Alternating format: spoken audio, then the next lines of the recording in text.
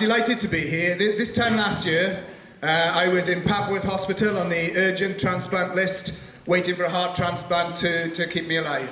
And you actually sent from the LRC meeting a very touching picture where everybody stood up with get well messages, and I just wanted to reciprocate now, sort of almost a year on. That really helped lift my spirits and my family's spirits. It's quite a difficult time, as you could imagine. And I am living proof, and I am here because of the fantastic men and women in our National Health Service. That's the reason why I'm here. And let me say, when we praise our health service, I make two quick points.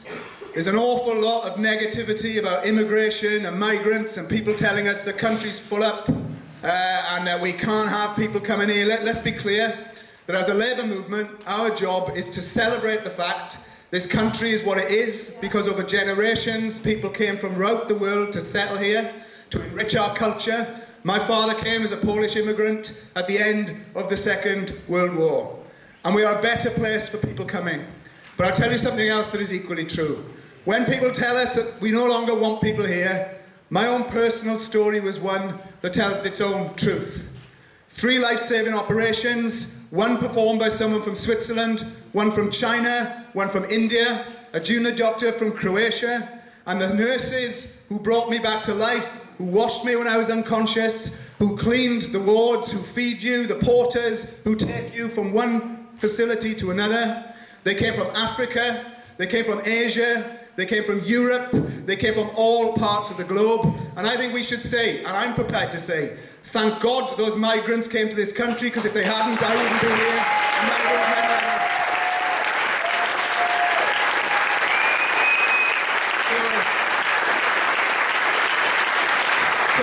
Let's get on the front foot, particularly as I think we will see the use of racism and immigration and division to come from the Tories to try and split this movement up as we go on the front foot to demand equality and justice and a radical Labour government. They're going to try everything.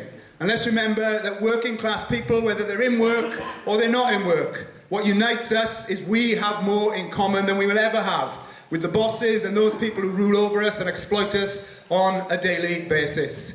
So well done to our NHS. And let me also say this about John. See, Jeremy Corbyn is rightly getting plaudits. He's been absolutely fantastic. He's working with a brilliant team. Some of them are here tonight. You're going to hear some fantastic speeches. And he has enlivened this country.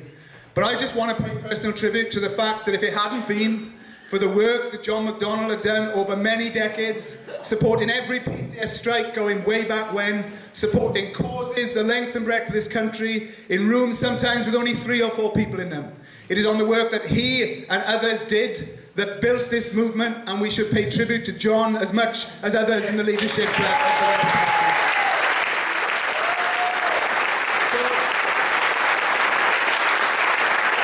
So really, I have a simple message. You're going to hear some fantastic speeches tonight. And I have this simple message, that when I watched the Labour Party conference this afternoon, I mean, I could not believe what I was seeing, what I was hearing, and what you are feeling. I mean, Naomi Klein did one of the most left-wing speeches that you could ever hear, cheered to the rafters.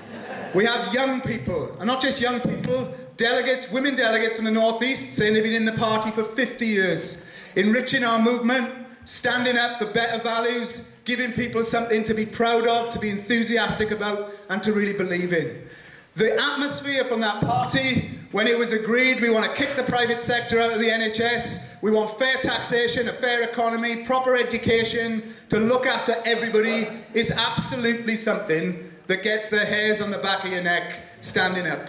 And if you think that that is the same party that a few short years ago people came to, not in their thousands, usually in suits, I know I've got a suit on, but not talking about the language that we heard today. It is a transformation that is truly and utterly unbelievable. So I want to say this, as someone who was out of the Labour Party for 25 years, expelled from the Labour Party, I'm happy to say, and then not allowed back in, and then appealed along with Matt Rack, and we snuck in through the back door. I want to actually say this, that I think the whole of the left and the whole of the people who are now so emboldened to believe in something better do owe a huge debt for those who grafted away when it was not always popular against all of the odds. And I'm happy to say that I stand here with you now and thank you for all the work that you have done. I'm also proud to say that in my union this year, a union that has never supported any candidate in any election, we took the historic step of supporting 91 Labour candidates in the general election. We did it on the basis of the manifesto, saying that is a manifesto that we should support, but on the basis if our local activists and their members wanted to support the Labour candidate, we said they should do it. I'm happy to say tonight that when the next election comes, and I hope it is very soon, that I don't want to be supporting 91 Labour candidates. I want to be supporting 650 Labour candidates and calling for our members to vote Labour. And why do I say that? I say it because I understand the benefit claimants that our members have to serve, the people who depend on better public services, the PCS members on poverty pay, who've seen 120,000 jobs cut, their pensions cut, their offices shut in on a daily basis. They know, and their families know, and their friends know, that a Jeremy Corbyn-led government implementing a radical manifesto can change their lives in a way that they had not imagined. And now is not the time to sneer or to sit on the sidelines. Is to say this: if we can create the same mood that we saw in that conference hall, in every union branch, in every workplace, in every town, in every village, in every ward, in every city, then Labour can romp to an election win, and not just a win that will see a government like Tony Blair tinker when it had the opportunity to be radical, a government that can change people's lives for generations to come. I think that is worth fighting for, and I want to do everything I can to bring it about. So my parting shot, therefore, is how are we going to do that? You see, because what we all know, unfortunately, is that Labour don't have the people in Parliament to bring the government down. Straightforward arithmetics, and we know that Theresa May will do whatever she does, including getting into bed with bigots who are against equal rights for the LGBT community, who stand, I think, in the worst tradition. But she'll do anything to cling on to power. And so what we have to do as a movement is say this: we can't wait till she decides to call the election. We can't wait till a Tory strategist stumble along, get through Brexit, get rid of May, give us somebody else, and hope that people will forget. Our job has to be to ensure we campaign every single day on the issues that matter and cannot wait for a Labour government that need addressing now. And that's why the question of public sector pay and the historic campaigns of the Bakers Union in McDonald's, the private sector workers in St Bart's, the bin workers in Birmingham fighting a 5,000 pay cut and cuts of 120 jobs, and the PCS members in Sheffield for 5 weeks on strike to keep a social security office open in the poorest part of the city, not because their jobs depend on it, because they've all got other jobs, because they care about the people in the community who will be left behind, the disabled and the sick who depend on a locally based system. These are all strikes going off at the moment that give us a hint of the way forward. But imagine what it would be like if, added to that, 3 million public sector workers, from cleaners and security guards to doctors and nurses and teachers and lecturers and caretakers and catering staff and bin cleaners and everybody else, said, you know what? It don't matter we work in different parts of the public sector. We all have our pay capped by the Tories. We've had 8 years of pay cuts. We don't have holidays anymore. We have second jobs. We use food banks, for God's sake, and PCS members claim the benefits that they administer because their pay is so despicably low. So we've got to say something in the union movement. We were caught, left behind, when the students so marvellously started the revolt against austerity back in 2000 and wherever it was. And we have now been caught behind because the Labour Party is ahead in its radicalism of where the trade union movement is. So we've got to say to all union leaders, us included, now's the time.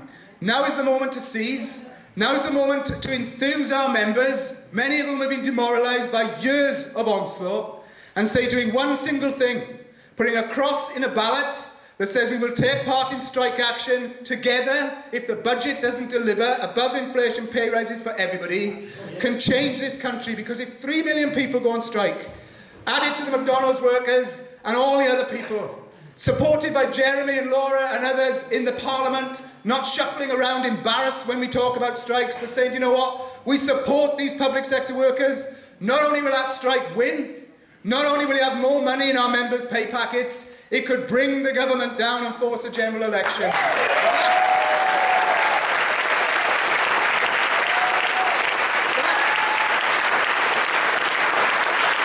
That is what I call a win-win. And if the Daily Mail are here and say it's a political strike, let me tell them it's a strike for pay, for nurses and doctors and cleaners.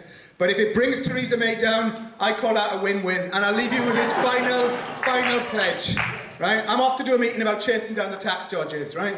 These disgusting people who have the liberty to say the scroungers are those on benefits, the real scroungers are those who siphon away their money and their billions when we need money for our hospitals. So let me finish with this prediction. If we get a 5% pay rise, I promise you, I guarantee it, no nurse, no teacher, and no civil servant will put their 5% in the Cayman Islands to avoid paying tax. What they will do with it is they'll spend it in local shops, on manufacturing, on buying goods, on doing the things they cannot afford. It will boost the economy. It's good old Keynesian economics. And as I leave you, think of this. Imagine Corbyn in government with a radical cabinet. Imagine a decent social security system, tax paid by the millions, no austerity, fair pay, and public services to be proud of. That, to me, is the nearest thing I can think of to closing my eyes and thinking I'm waking up in the Welsh valleys. I hope that everybody agrees with that.